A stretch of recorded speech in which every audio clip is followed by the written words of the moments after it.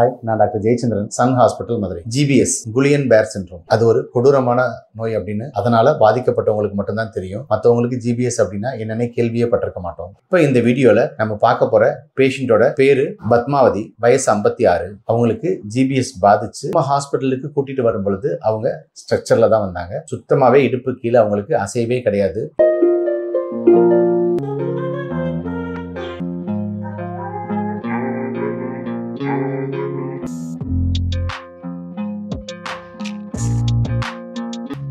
இந்த வீடியோவில் நம்ம பார்க்க போகிற கண்டிஷன் ஸ்ட்ரோக்கை விட ஒரு ஓசனான கண்டிஷன்னு சொல்லலாம். அதுக்கு பேர் வந்து GBS, குல்லியன் பேரியர் சிண்ட்ரோம். GBS இதை வந்து நான் ஏன் ஓசனான கண்டிஷன் சொல்கிறேன் அப்படின்னா, இது ஒரு ஆட்டோ இம்யூன் டிசார்டர். அதாவது நம்மளோட இம்யூன் சிஸ்டம் நம்மளுடைய நர்வ்ஸையே அட்டாக் பண்ணுற ஒரு கண்டிஷன் தான் குல்லியன் பேரியர் சிண்ட்ரோம். இதோட ஃபர்ஸ்ட் அண்ட் ஃபார்மோஸ்ட் சிம்டம் என்னன்னா, உங்களோட காலில் ஒரு டிங்க்லிங் சென்சேஷன், அதுக்கப்புறமா உங்களோட கால் வீக் ஆக ஆரம்பிக்கும். இதோட ப்ராக்ரஸ் எப்படி இருக்கலாம் அப்படின்னு பார்த்தீங்கன்னா, உங்களோட ஃபேஷியல் மசிலில் வீக்னஸ் வரலாம், உங்களுக்கு சாப்பிடும் போது விழுங்குறதுக்கு கஷ்டப்படலாம், தண்ணி குடிக்கும் போது விழுங்குறதுக்கு கஷ்டப்படலாம், இந்த பிரச்சனைகள்லாம் வரலாம். இதை விட முக்கியமான பிரச்சனை என்னன்னா, ப்ரீத்திங் இஷ்யூ வர்றதுக்கு சான்சஸ் இருக்குது. நான் சொன்ன இந்த GBSல 5 டைப்ஸ் இருக்குது. இதில் உங்களுக்கு மோஸ்ட் காமனாக அஃபெக்ட் ஆகக்கூடியது என்னென்னா, உங்களோட மோட்டார் அஃபெக்ட் ஆகலாம். அதாவது நீங்கள் கை கால் மடக்கிறது, நீட்டுறது, இது அஃபெக்ட் ஆகலாம்.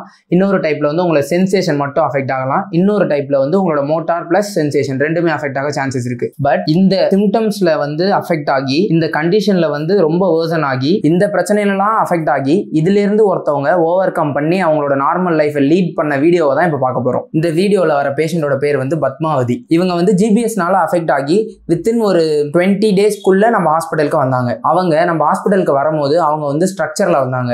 அவங்களோட மசில் பவர் 0, ஃபிளிக்கரிங் மூவ்மெண்ட் கூட இல்லாமல் இருந்துச்சு. இன்னொன்று அவங்களுக்கு அப்பர் லிம்ல 2+ மசில் பவர் இருந்துச்சு. அதுக்கப்புறம் அவங்களுடைய நார்மல் ஆக்டிவிட்டிஸ் எதுவுமே அவங்களால பண்ண முடியல. Urine bladder, bowel bladder sensation இல்லை, டீப் ரிஃப்ளெக்ஸஸ் எதுவுமே இல்லை. ஸோ இப்படி இருந்தவங்க நம்மளோட பிசியோதெரபி ட்ரீட்மெண்ட்ல அவங்க எப்படி ரெக்கவரி ஆனாங்க அப்படின்றத இந்த வீடியோல நீங்க பாப்பீங்க. ஸ்பெசிஃபிக்கா இந்த GBS கண்டிஷன் வந்துட்டாலே அவங்க என்னன்னா, ஃபர்ஸ்ட் கம்ப்ளீட் டிப்ரெஷன் போயிடுவாங்க. இவங்களும் டிப்ரெஷன் ஸ்டேட்ல இருந்தாங்க. GBS பேஷண்ட்ஸ் பொறுத்த அளவு ஃபர்ஸ்ட் அவங்களுக்கு அவங்களோட செல்ஃப் கான்ஃபிடன்ஸ் முக்கியம். நம்ம சன் பிசியோல அவங்களுக்கு என்னென்ன ட்ரீட்மெண்ட்ஸ் கொடுத்தோம் அப்படின்னா, ஃபர்ஸ்ட் எப்பயுமே கொடுக்குற lower limb strengthenings and upper limb strengthenings கொடுத்துட்டு, அதுக்கப்புறமா அவங்கள ரீஎஜுகேஷன் போர்டு யூஸ் பண்றது, வாக்கரில் நடக்க வைக்கிறது, அப்புறமா அவங்களோட ஸ்ட்ரென்தனிங் எக்ஸசைசஸ் இது எல்லாமே கொடுத்து அவங்கள ரெக்கவரி பண்ணி இப்போ அவங்க பீஸ்ஃபுல்லா ஹாப்பியா அவங்களோட நார்மல் லைஃபை லீட் பண்றாங்க. Good morning to all. நான் திண்டுக்கல்ல இருந்து முருகானந்தம் என்னுடைய பேரு. என்னுடைய மிஸ்ஸஸ் பேஷண்ட். அவங்க GBS அப்படிங்கிற ஒரு வைரஸ், கில்லியன் பேரியர் சிண்ட்ரோம் அப்படிங்கிற ஒரு வைரஸ்ல எஃபெக்ட் ஆகி நாங்க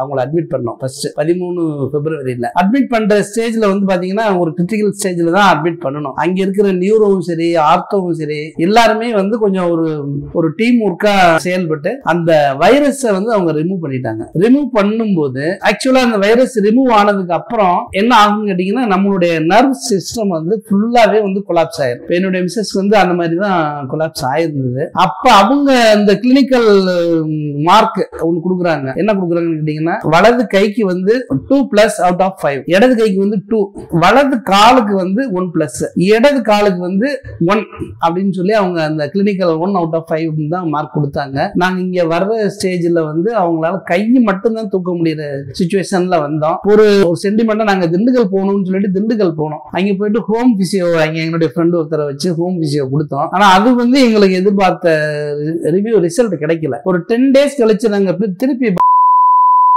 10 நாள் கழிச்சு போகும்போது அங்கிருந்து நாங்க டிஸ்சார்ஜ் ஆனதை விட இம்ப்ரூவ்மெண்ட் இல்ல, அதுக்கு இதான் நெகட்டிவ் ரிசல்ட் தான் வந்திருக்கு, நான் போனதை விட இப்ப டவுன் ஆகாம இருக்கு அப்படின்னு சொல்லிட்டு டாக்டர் கொஞ்சம் ஃபீல் பண்ணாங்க. இவங்களுக்கு இன்னும் விகரஸா பிசியோ கொடுக்கணும், இல்ல அப்படின்னோம்னா அவங்களுக்கு கை கால்லாம் நடக்க முடியாமையே போறதுக்கு வாய்ப்பு இருக்கு, கையெல்லாம் அப்படி சூம்பி போயிடும், நீங்க கொஞ்சம் தயவுசெய்து கவனம் எடுத்துங்க அப்படின்னு சொல்லிட்டு, அப்ப டாக்டர்ஸோட முகம்லாம் எங்களுக்கு ஒரு கான்பிடென்ட் கொடுக்கல. அப்படின்னு சொல்லி நாங்க என்ன செய்யறதுன்னு சொல்லி யோசிச்சுட்டு இருக்கும்போது தான் அந்த சன் பிசியோவை பற்றி கேள்விப்பட்டு இங்கே கொண்டு வந்து சேர்த்தோம். எங்கள் மிஸ்ஸஸை கொண்டு வந்து சேர்த்தோம். இப்போ சன் பிசியோங்கிறது வந்து முழுக்க முழுக்க வலி இல்லாமல் மருந்து இல்லாமல் ஒன்லி ட்ரீட்மெண்ட்லேயே எக்ஸசைஸ்லேயே இதை வந்து சரிப்படுத்தி கொண்டு வர்றாங்க. அதில் அந்த மாதிரி பண்ணி முதல்ல கையவே அசைக்க முடியாமல் நாங்கள் வந்து வாயில் சாப்பாடு எடுத்து கையில் தான் ஊட்டிட்டு இருந்தோம். தலை வந்து அவங்களாம் இண்டிவிஜுவலாக உட்கார முடியாது, நடக்கிறதுக்கு உட்காரவே முடியலைங்க, நடக்கிறதுக்கு அந்த பேச்சே கிடையாது. டயப்பர் யூஸ் பண்ணி தான் மோஷன் அப்படியெல்லாம் போயிட்டு இருந்தாங்க.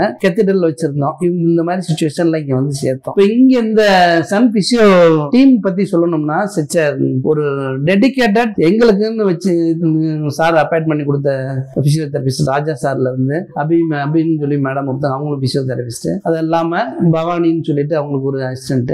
இவங்க எல்லாமே சேர்ந்து அவங்கள கடுமையான பயிற்சி 9 to 9 வந்து பயிற்சி கொடுத்து ஒரு விஷயங்களையும் அவங்க கவனம் செலுத்தி அன்னைக்கு வந்து அவங்களா இண்டிவிஜுவலாக நடந்து நாங்கள் ஊருக்கு போகிற அளவுக்கு எங்களுக்கு க்யூர் பண்ணி கொடுத்துருக்காங்க. இப்போ இவங்க ராஜா சார் பார்த்தீங்கன்னா அவங்க 12 மணி நேரத்தில் கிட்டத்தட்ட ஒரு 7 மணி நேரம் 6 மணி நேரம் கூடயே தான் இருப்பாங்க. அபி மேம் வந்து அவங்க ஒரு 8 மணி நேரம் கூட இருப்பாங்க. பவானி வந்து 12 மணி நேரம் கூடவே இருப்பாங்க. இவங்க இந்த டீம் ஒர்க்லாம் சௌரியப்படுத்தி கொடுத்தாங்க. சரி, எங்களுக்கு இந்த டீமோட எல்லா ஹெட் வந்து டாக்டர் ஜெயச்சந்திரன் சார்னு சொல்லிட்டு அவரை வந்து பார்த்தீங்கன்னா வருவார். வந்துட்டு இருக்கீங்க, நான் எல்லாம் பார்த்தேன், நல்லா இருக்கு, சௌரியமாயிரும், தைரியமா இருங்க. ஆனால் அவர் சொல்ற அந்த 2 வார்த்தை வந்து ஒவ்வொரு நாளும் எங்களுடைய ஒரு கான்ஃபிடன்ட் லெவலில் வந்து இன்க்ரீஸ் பண்ணிகிட்டே இருந்துச்சு. இப்போ அதோட வந்து இப்போ நாங்கள் நல்ல சௌரியமாகி பூரணமாக குணமாகி சந்தோஷமாக வீடு திரும்புகிறோம்.